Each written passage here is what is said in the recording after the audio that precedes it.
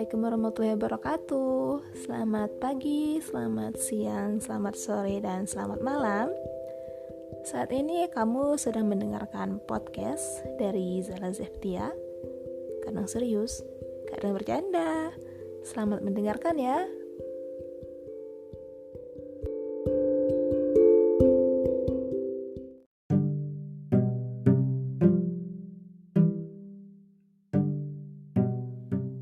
Hari ini kembali lagi aku mau menginterpretasikan sebuah narasi. Berbeda dari yang kemarin ya. Kalau kemarin itu aku menginterpretasikan sebuah puisi. Nah, kalau yang kali ini hasil dari berselancar di Instagram. Jadi aku menemukan sebuah quotes, di mana quotes ini menurut aku sih ada beberapa hal yang relevan dengan kehidupan sehari-hari kita. Nah, quotes ini aku lihat di sebuah akun yang namanya itu Perjalanan Sunyi. Nah, judul dari quotes ini adalah 23 sampai 25 tahun usia yang berat. Karena aku juga berada di rentang usia antara 23 dan 25. Dan aku yakin di luar sana juga banyak yang sedang berada di rentang usia 23 sampai 25 tahun. Quotes ini diambil dari kutipan dari beberapa buku yang ditulis oleh Indra Sugiarto, yaitu bukunya bestseller semua, Teman Berjuang, Tumbuh dari Luka, dan Berlari di Tengah Hujan.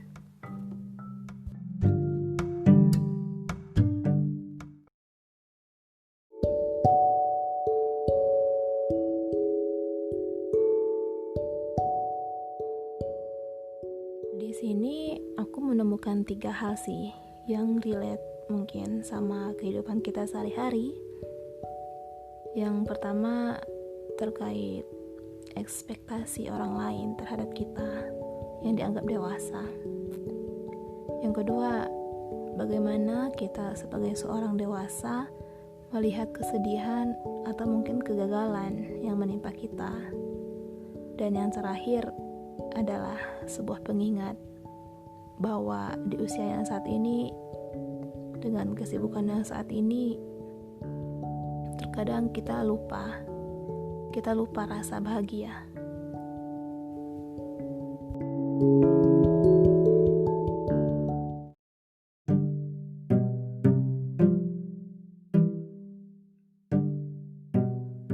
Oke, kita langsung ke poin pertama.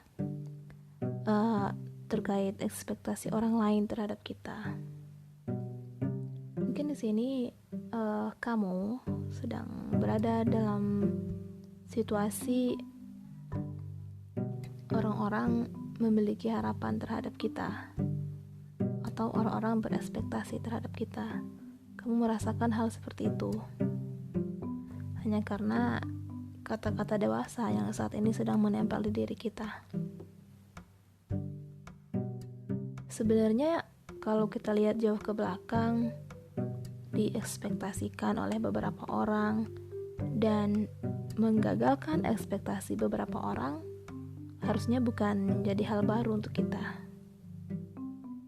Sekarang coba ingat lagi. Udah berapa banyak ekspektasi orang yang kamu gagalkan dari dulu? Udah berapa kali kamu gagal masuk 10 besar? Udah berapa kali kamu bilang, tenang aja ma, pa, tahun ini gak bayar UKT lagi? Udah berapa kali kamu bilang, tenang aja pa, ma, insya Allah bulan depan mantunya ready? Oke, lalu poinnya apa? Ya, aku cuma mau kalian tahu, ketika kita tidak mampu memenuhi ekspektasi orang lain terhadap kita, semua masih baik-baik aja. Bumi gak tiba-tiba bergeser ke samping Pluto cuma karena kamu gak mampu menjadi juara 1 di sekolah, atau gagal lulus kuliah 3,5 tahun dengan IPK 4. Semua masih baik-baik aja. Ayolah, Jangan menganggap ekspektasi orang lain terhadap kita sebagai sebuah beban, even tantangan. Jangan sekalipun. Jalani aja dan lakukan yang terbaik. Dan juga kita nggak harus membenci orang-orang yang punya ekspektasi terhadap kita. Gini loh, ibaratnya ya, kita nggak bisa melarang orang berekspektasi akan makan sushi ketika mereka datang ke restoran sushi. Sushi ya? Oke, sushi atau sushi. Meskipun kita tahu hari ini sushinya nggak ready. Nggak mungkin kan kita mau teriak-teriak, mohon maaf bapak ibu, ini memang restoran sushi, tapi barusan kokinya ditumpul pesawat. Nggak mungkin kan? Ya paling kita cuman biarin aja mereka datang. Dan nanti perihal mereka akan makan sushi atau enggak, mereka yang akan memutuskan, mereka yang akan menentukan. Terkait mereka akan kecewa atau enggak ketika sushi enggak ada, itu udah urusan mereka. Come on, jangan melarang orang-orang untuk memiliki ekspektasi terhadap kita. Itu hak mereka. Mereka berhak untuk memiliki ekspektasi terhadap kita. Siapapun berhak memiliki ekspektasi terhadap diri kita. Dan hak kita adalah kita berhak untuk tidak menjamin semua ekspektasi mereka akan jadi kenyataan. Percayalah, kita diciptakan Tuhan untuk beribadah, bukan untuk bertanggung jawab terhadap ekspektasi orang lain.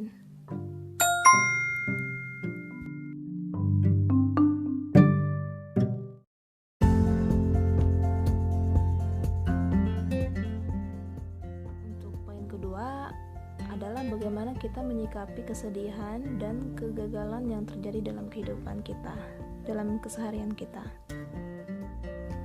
Pernah gak sih kita berada dalam satu kondisi rasanya apapun yang kita usahakan selalu gagal, rasanya kita jauh tertinggal, skripsi gak kelar, dan berbagai macam kesedihan lainnya.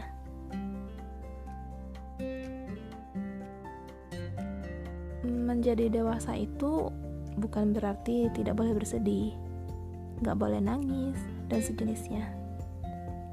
Saat ini mungkin kita sedang berperan sebagai superhero dengan lampu merah yang kedap-kedip di dada.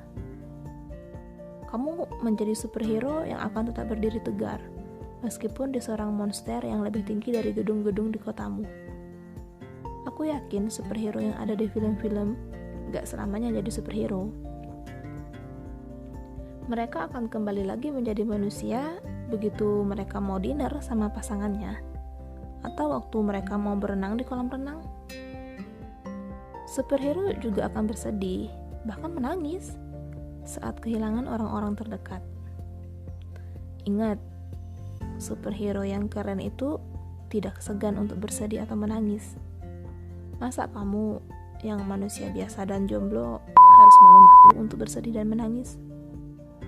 It's okay to be not okay.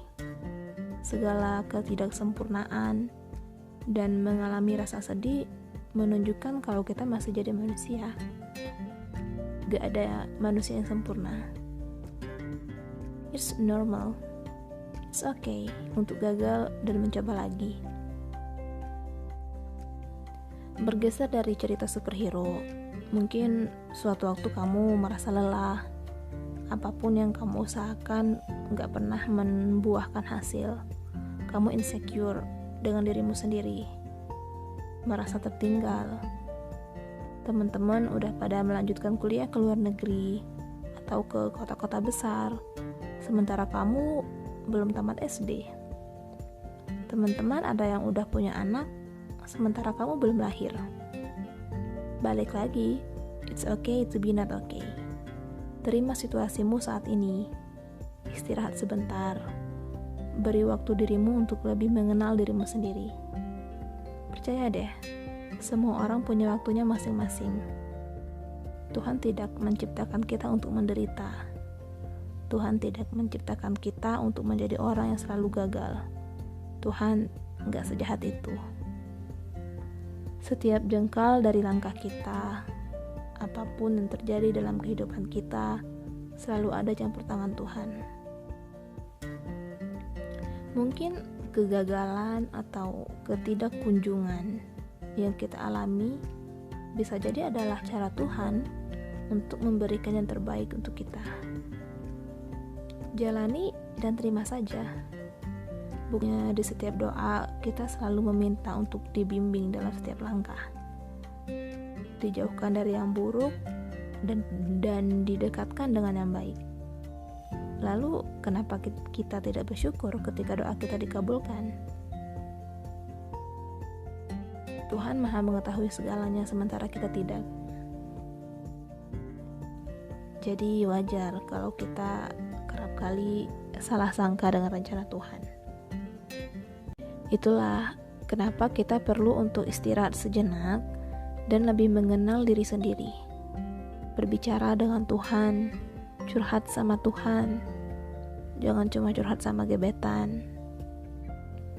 Ada yang bilang, akhir dari rencana Tuhan selalu yang terbaik untuk umatnya. Jadi maksudku, serahkan aja dan percaya dengan rencana Tuhan. Kalau hari ini kamu gagal, kalah, diremehkan, atau singkatnya tidak merasa bahagia, ya itu artinya belum akhir. Kamu belum berada di posisi sebagaimana yang direncanakan Tuhan. Istirahat sebentar, keluarkan semua beban, menangis, gak apa-apa. Tapi besoknya jangan dilanjutin rebahan ya, bangkit. Temukan semangat baru. Lebih giat lagi untuk sampai di posisi sebagaimana yang direncanakan Tuhan.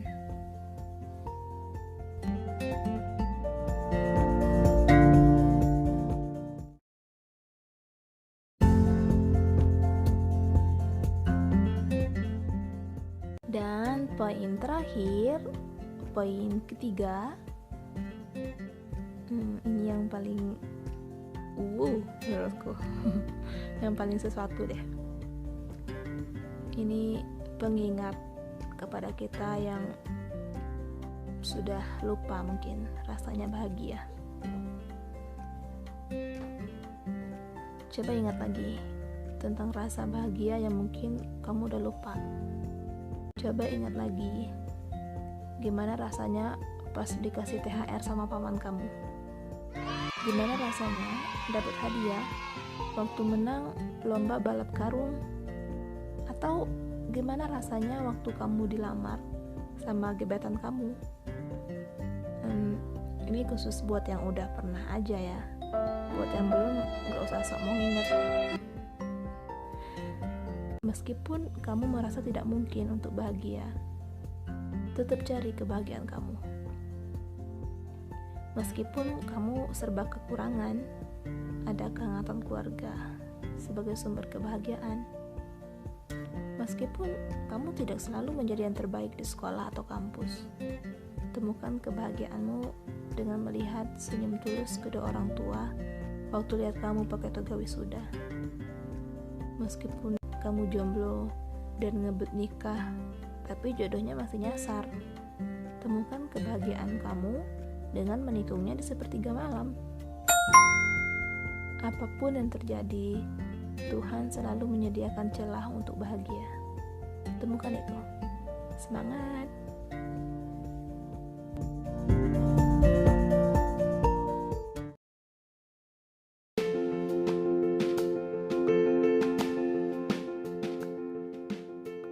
Yeay, kita udah di akhir podcast nih. Makasih banget buat teman-teman yang udah dengerin podcast aku. Jangan bosan-bosan lagi untuk dengerin podcast aku yang selanjutnya. Semoga bermanfaat ya buat teman-teman. Mungkin ada yang merasa kalau apa yang aku sampaikan di podcast ini banyak sedikit relate sama kehidupan pribadi teman-teman semua. Semoga hari kalian menyenangkan. Assalamualaikum warahmatullahi wabarakatuh. Emot senyum.